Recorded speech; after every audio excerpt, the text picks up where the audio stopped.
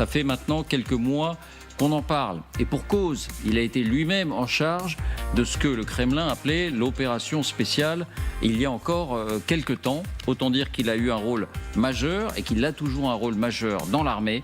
Eh bien, il serait donc en prison depuis plusieurs jours, depuis que ce coup de force a avorté, ce coup de force de Prigojine. Les faits d'abord, voici les indispensables avec Quentin Bérichel. Bonsoir Quentin. Bonsoir David, bonsoir à tous. Sourovikine arrêté. Qui le dit et avec quelle précision ? Alors d'abord le constat David. Le général Sourovikine, commandant des forces aérospéciales russes, numéro 2 du commandement de l'opération spéciale en Ukraine, n'est plus réapparu depuis le coup de force manqué samedi. La dernière image du général Sergueï Sourovikine, regardez, remonte à vendredi soir dans un enregistrement vidéo. Il exhortait alors Evgeny Prigojine et ses soldats Wagner à stopper leur marche vers Moscou. Et beaucoup d'observateurs avaient insisté sur la fébrilité du général, souvenez-vous. Несли потери, мы вместе побеждали. Мы одной крови. Противник только и ждет, когда у нас обострится внутриполитическая обстановка. Нельзя играть на руку противника в эти тяжелые для страны время. Depuis, plus de nouvelles. Et aujourd'hui, plusieurs sources indiquent que Sourovikine n'est plus un homme libre, comme l'un de ses lieutenants, le général Andrei Youdine. Le premier à l'annoncer, c'est le Moscow Times, le quotidien indépendant, plutôt dans l'opposition russe. Il cite 2 sources anonymes au ministère de la Défense russe. Dès la veille, certains blogueurs russes, comme Vladimir Romanov, souvent bien informés, l'indiquaient. Le général Sergueï Sourovikine, commandant adjoint du groupe des forces interarmées, a été emprisonné. Certains médias occidentaux aujourd'hui vont dans ce sens, comme le très sérieux Financial Times, qui cite cette fois 3 sources anonymes au ministère de la Défense russe. Regardez, sans conditionnel, Sergueï Sourovikine a été arrêté. Le journaliste russe Alexei Venediktov annonce qu'il aurait été démis de toutes ses fonctions dans l'armée russe et son lieu de détention serait même connu, la prison de Lefortovo à Moscou. C'est ici que les personnalités faisant l'objet d'enquêtes pour des crimes graves comme espionnage, terrorisme ou encore haute trahison sont détenues. Pourquoi cette arrestation ? De quoi est-il soupçonné ? Eh bien, selon Bloomberg, Sergueï Sourovikine est interrogé par les procureurs militaires depuis plusieurs jours sur ses liens avec Evgeny Prigojine. C'est un secret de polichinelle que les 2 hommes soient amis, et ce, depuis bien longtemps. Ils ont commencé à travailler ensemble en Syrie en 2015. La milice Wagner, dirigée alors par Prigojine, combattait aux côtés des soldats russes, commandés par Sergueï Sourovikine. C'est même à ce moment que Sergueï Sourovikine a gagné son surnom général Armageddon au vu de ses méthodes plus qu'expéditives. Les 2 hommes se seraient alors rapprochés au point que, selon des journalistes russes d'investigation, Sourovikine est membre honoraire de Wagner depuis 2017. Il a reçu un badge personnel de la milice portant le numéro M3744. Il faut également rappeler que lorsque Prigojine insultait l'ensemble de l'état-major russe, eh bien, il épargnait Sergueï Sourovikine, l'encensait même parfois. Alors est-ce à dire que le Kremlin soupçonne Sourovikine d'être complice de Prigojine pour la tentative de coup d'État ? Eh bien, on indiquait hier, souvenez-vous, que selon le New York Times, les responsables américains, les renseignements américains en sont persuadés. Sergueï Sourovikine connaissait à l'avance les plans d'Evgeny Prigojine pour se rebeller contre les dirigeants militaires russes. Quelqu'un au Kremlin ou au ministère de la Défense russe a-t-il confirmé cette information ? A-t-il réagi tout simplement ? Alors aujourd'hui, pas de réaction officielle, David. La seule réaction, c'est celle de la fille de Sergueï Sourovikine, et elle dément que son père ait été emprisonné. Écoutez. Честно говоря, нет, с ним ничего не произошло, он на рабочем месте находится. То есть вы с ним на связи, да? Да, с ним все в порядке. Он никуда не пропадал, никто его не арестовывал? Нет, конечно, когда он каждый день появлялся в СМИ, он никогда каждый день никаких заявлений не делал. С ним вы на связи, с охраной на связи, и все это неправда, правильно я понимаю? Я так понимаю, что все течет так, как оно обычно происходит. Все на своих рабочих местах, все хорошо.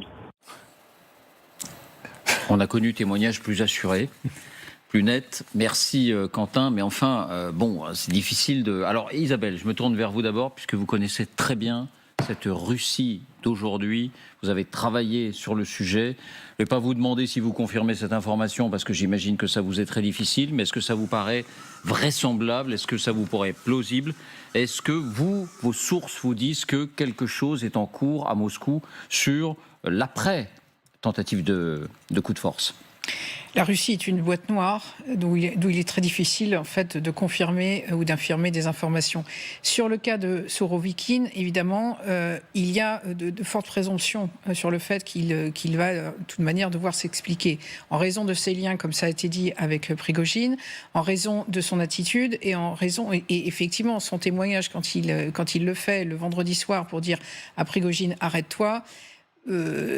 On pense que c'est même dans des locaux du FSB. C'est-à-dire il y a deux interventions. On pense que c'est dans les locaux du FSB. Il y a deux interventions qui ont lieu ce vendredi soir. Il y a celle de Sourovikine et il y a celle d'Alexeyev, un général qu'on va retrouver le lendemain quand Prigojine va arriver à Rostov. C'est un des deux généraux russes qui sont à côté de lui quand il arrive et qui prend possession, le contrôle du QG militaire à Rostov. Ces deux personnages-là étaient proches de Sourovikine. Donc on leur a, à mon avis, fortement conseillé de dire à Prigojine de s'arrêter. Ce qu'ils ont fait. Est-ce qu'ils l'ont fait sous la contrainte? On ne le sait pas vraiment. Est-ce qu'aujourd'hui, ils sont en prison? On ne peut pas l'affirmer avec certitude. En tout cas, ce qui apparaît certain, c'est que Vladimir Poutine, oui, va devoir reprendre la main. Il va devoir expurger tous les éléments qui auraient pu être compromis dans cette tentative de mutinerie.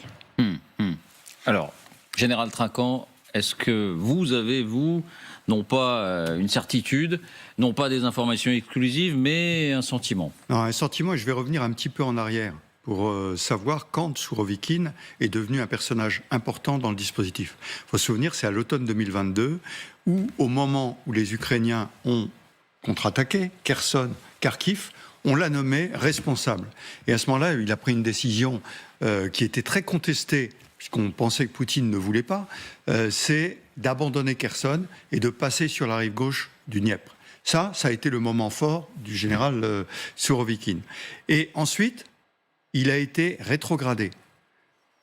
Et ça, si vous voulez, pour quelqu'un comme lui, qui avait déjà la campagne de Syrie derrière lui, à qui on donne la responsabilité de l'Ukraine, où il a fait, à mon avis, la seule décision raisonnable qu'il avait à faire à ce moment-là, être rétrogradé et être mis sous les ordres. Alors, il est sous les ordres du chef d'état-major des armées, évidemment. Mais là, le chef d'état-major des armées, on lui a donné le commandement direct. Et donc, lui est devenu son adjoint. Donc, vous pouvez penser au ressentiment qu'il a eu. Et à ce moment-là, lorsqu'il a évacué Kherson, le seul quasiment qui l'a félicité en disant que c'était une remarquable décision, c'était qui? C'était Prigojine. Et donc, on voit bien qu'il y a un lien entre les deux. Et donc, dans l'affaire qui se passe, il était quand même l'adjoint du commandant en Ukraine, donc il savait tout ce qui se passait, et en particulier avec Prigojine. Donc, il a pu savoir ce qui se passait. Important. Deuxième point, on ne le voit pas toujours sur ses uniformes, sauf les uniformes de parade, mais c'est un général de l'armée de l'air. Or, ce qu'on reproche, c'est que l'armée de l'air russe ne soit pas intervenue tout de suite contre les colonnes de Wagner qui montaient vers Moscou. Mais c'est un deuxième indice sur le fait qu'il a pu avoir du poids dans l'action des aviateurs dans ce domaine-là. Et donc, tous ces éléments concourent à penser qu'il peut être en lien et que les services l'ont probablement interrogé, arrêté, il est peut-être toujours arrêté ou libéré, je ne sais pas, mais en posant des questions, parce que les règlements de compte commencent en ce moment. Et Poutine doit montrer sa fermeté. Il doit à la fois montrer qu'il va s'occuper du tourisme au Daghestan, mais également qu'il est capable de fermeté et de serrer les verrous. Et là, tout le monde est en train de se dire, que va-t-il se passer? Donc ça, c'est pour le pouvoir de Poutine en Russie, qui est très important. Ça peut avoir des effets sur le commandement en Ukraine, on en parlait tout à l'heure, parce que, naturellement, ça risque de désorganiser le commandement en Ukraine.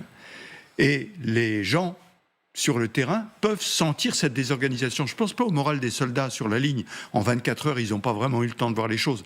Mais les soubresauts qu'il peut y avoir dans le commandement en Ukraine, s'il y a plusieurs responsables parce que beaucoup pensaient, comme Prigojine, que Shoigu et Gerasimov étaient à côté de la plaque. Quand vous dites beaucoup le pensaient... Beaucoup de généraux de l'armée russe pensaient que finalement Prigojine disait tout haut ce que eux pensaient tout bas. Et que donc, peut-être, alors ils ont été au moins passifs, puisque personne n'a arrêté Prigojine, mais en revanche, ce qui a fait signer l'arrêt de mort un peu de Wagner et de Prigojine, c'est qu'il n'y a pas eu de ralliement. C'est ça. Donc ils ont été passifs, mais ils n'ont pas rallié. Donc c'est comme ça que les putschs se terminent généralement, quand il n'y a pas de ralliement. Il y en a un qui part courageusement en avant, les autres lui disent « armez-vous et partez », et puis il n'y a personne qui suit derrière. Le putsch d'Alger. Voilà, par je ne exemple. voulais pas le citer, mais c'est exactement Voilà. ce qui s'est passé. Sourovikine a une petite expérience des putschs. C'est lui en 1991 qui est à l'origine des 3 morts dans la tentative de putsch de 1991. Vous voulez dire que la pratique putschiste fait partie aussi de ce qu'il a déjà vécu? En tout cas, les petites pratiques, parce que ça a tourné court aussi en 91, mais c'est lui qui est à l'origine. Grâce à Yeltsin. Et des 3 morts. Yves Trio, l'idée de purge après un événement comme celui-là, qui a quand même stupéfié le monde pendant 24 heures. L'idée de purge, est-ce qu'elle est, est-ce que c'est une pratique? Est-ce que c'est une pratique non pas courante, mais est-ce que c'est quelque chose qui se fait? Est-ce que c'est quelque chose auquel on s'attend quand on est observateur de la situation là-bas? Je ne vais pas remonter à Staline parce qu'il a purgé énormément de militaires. D'ailleurs, ce qui explique le fait que quand la Wehrmacht a attaqué l'URSS, l'armée était un peu décontenancée, parce que beaucoup de militaires de très haut grade avaient été purgés, et même à l'époque, on disait fusillés. Oui, purge égale fusil. Et il se trouvait dans la prison où seraient détenus actuellement... Avant d'être fusillés. Voilà, dans cette prison-là, oui, avant. Simplement, puisqu'on parle de purge, il y a 2 personnages qui me semblent... peut-être que je me trompe complètement, mais relativement protégés, c'est les 2 personnages que Prigojine voulait absolument voir purger. Par définition. C'est-à-dire le ministre des Armées et Gerasimov, le chef d'état-major des armées. Bon, puisqu'ils demandaient leur départ, évidemment, je vois mal maintenant Poutine, parce que c'était une rumeur qu'on pouvait évoquer dès samedi soir et dès dimanche. Est-ce que ces 2 personnages-là vont disparaître, vont être écartés? Non, au moins, eux semblent protégés. Quand je dis semblent protégés, dans les semaines qui viennent. Après, ce que je veux dire, c'est que peut se passer beaucoup de choses. Vous, Yves, quand vous avez vu ce qui s'est passé samedi, quand vous avez vu la façon dont Wagner et Prigojine, finalement, ont fait demi-tour, et comment ce projet a échoué, est-ce que vous vous êtes dit, inévitablement, il va y avoir une purge dans les prochains jours? Bien sûr. D'abord, celle de Prigojine. On pouvait penser que, puisqu'il y avait une enquête qui avait été lancée par le FSB le Prigojine, matin même, je signale au passage qu'on est sans nouvelles de lui aujourd'hui encore. Voilà. Toujours pas une image, toujours pas un son. Voilà. C'est Loukachenko qui parle pour lui maintenant, et on essaie d'imaginer tout ce qu'il va pouvoir faire au Bélarus de formidable pour protéger Loukachenko, pour garder la frontière avec l'Ukraine. Déjà, les Polonais, les Lituaniens s'inquiètent de ce qui peut se passer à leurs frontières, et les démocrates du Bélarus, qui sont la majorité de la population, ont tout lieu, en tout cas, laissent entendre qu'ils s'inquiètent de l'arrivée de ce personnage sulfureux, dont particulièrement violent, comme on a pu le voir à Bakhmout et ailleurs. Bon, Prigojine, il y a une mise à l'écart de toute évidence, on ne sait pas jusqu'où ça ira. Enfin, la Biélorussie, on le disait hier, c'est plus près du placard que de la promotion. Jean, vous vouliez dire un mot sur... Oui, mais la question n'est pas de savoir s'il va y avoir une purge, mais quand est-ce qu'elle a commencé, si elle a déjà pas commencé. Parce que franchement, évidemment, vous avez fait l'objet d'une tentative de coup d'État, vous liquidez tout le monde. Si vous êtes un dictateur, vous liquidez tous les gens que vous soupçonnez. Sauf peut-être si vous êtes en guerre et que vous avez besoin de vos forces. Non, mais justement, c'est parce que la guerre, là, ça peut lui fournir aussi une occasion d'en sortir, en disant j'ai des ennemis sur le front intérieur, donc là, on laisse tomber l'Ukraine pour quelque temps, on reviendra dans quelques années. C'est pas totalement exclu, parce que comme le disait très bien Isabelle, la Russie est une boîte noire, donc on peut avoir des surprises. Et en plus, il a un véritable problème désormais, Poutine. Il a liquidé petit à petit tous les gens compétents qui pouvaient commander son armée. Alors là, quand même, il y a un gros problème, parce que Staline, il a réussi à sortir de son chapeau, je rappelle quand même, puisque vous vous rappeliez tout à l'heure, effectivement, l'invasion de 1941, il a quand même trouvé un maréchal, général Yukov, qui a effectivement sauvé l'armée rouge.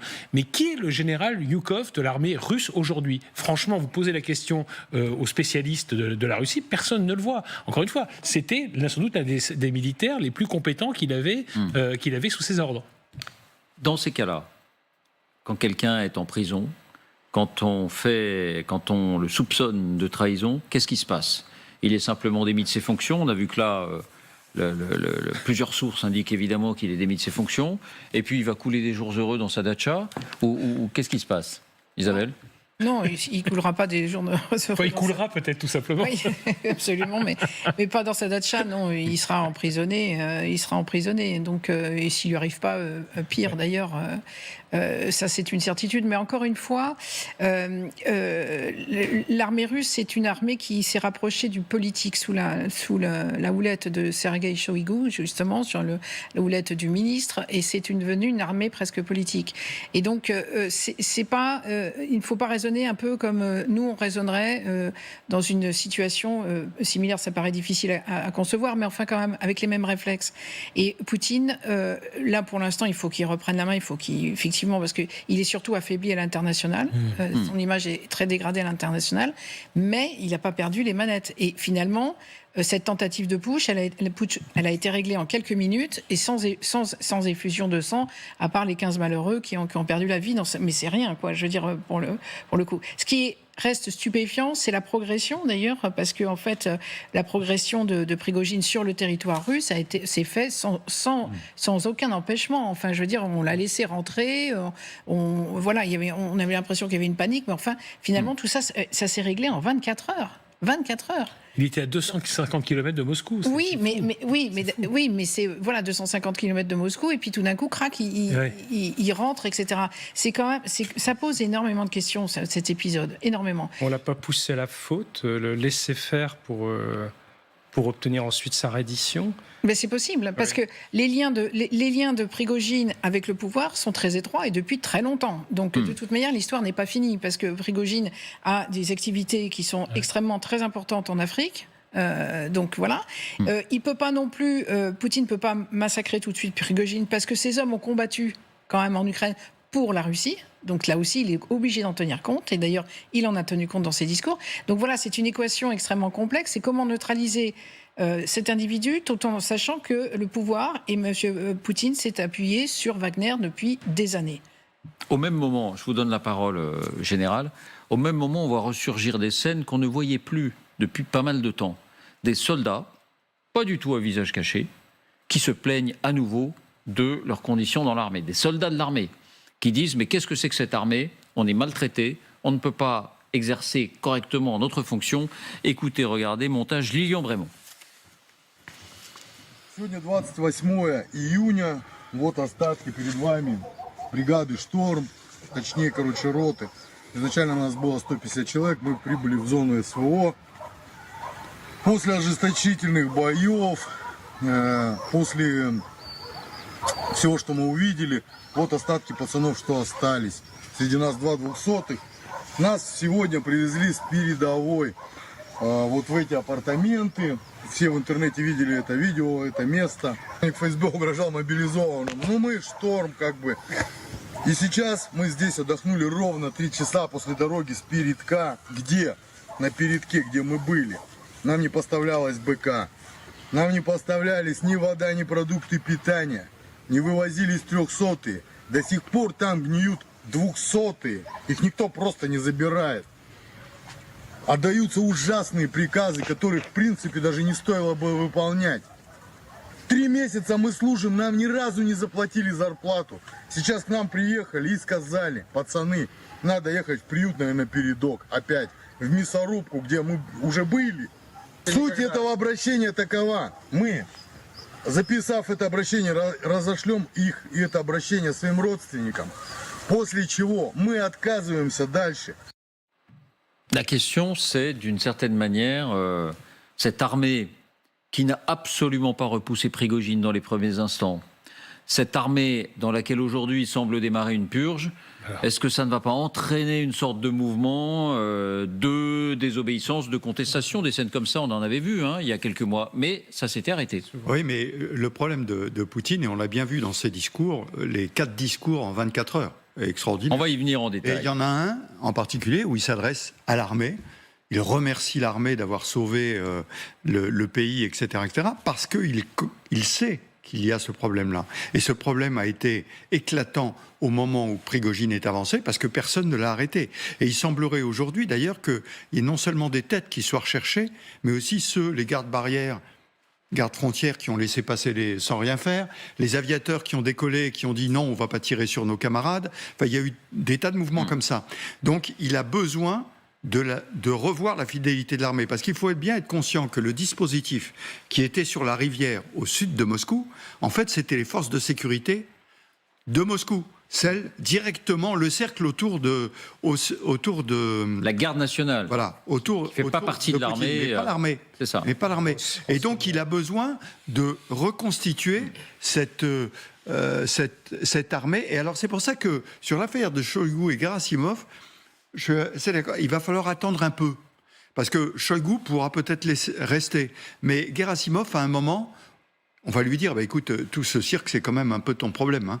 Et donc, parce que tu n'as pas su mobiliser les troupes. Et donc, on ne va pas obéir aux injonctions de Prigojine, donc on ne va pas le faire tout de suite, mais on va lui trouver un poste doré, vous voyez, genre grand chancelier de je ne sais pas quoi, quelque part, et puis on va mettre quelqu'un qui essayera de retenir un peu l'armée pour que ces images ne se diffusent pas et ne créent pas un vrai problème sur le front. Là, ce serait plus pour passivité ou incompétence que pour soupçon de trahison. Ouais. Est-ce qu'on peut... Un mot encore, et on va voir des images assez extraordinaires de Poutine lui-même. Est-ce qu'on ne peut pas penser que la facilité comme ça pour ces soldats de faire part de leur mécontentement, c'est pas utile si on veut faire un procès public contre Sourovikine, justement, parce que finalement tout ça, ça peut remonter jusqu'au commandement adjoint de la force, l'opération militaire spéciale. On aura du mal à en exclure le commandant, qui est le responsable quand même. Qui est au-dessus. Puis Sourovikine, si on a bien compris, il s'occupe plutôt des forces aériennes. Non, pas dans l'opération. C'est un général de l'armée de l'air, mais d'origine. Mais là, il commence en interarmée.